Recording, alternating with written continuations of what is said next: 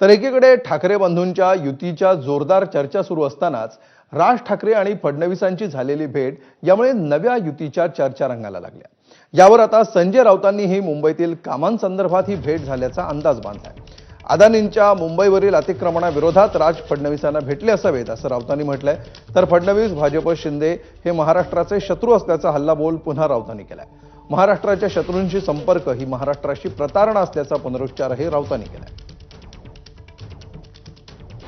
राज ठाकरे आमची एक भूमिका नक्कीच आहे की महाराष्ट्राचे दुश्मन जे आहेत त्यात देवेंद्र फडणवीस, भारतीय जनता पक्ष, एकनाथ शिंदेसारखे लोक, अमित शहासारखे लोक यांनी मुंबईसह महाराष्ट्र आणि मराठी माणूस याला खतम करण्याचा विडा उचललेला आहे। त्यांच्याशी संपर्क संबंध ठेवून आपण महाराष्ट्राच्या जनतेशी आणि राज्याशी बेईमानी करतोय ही आमची भूमिका कायम राहील आणि आहे।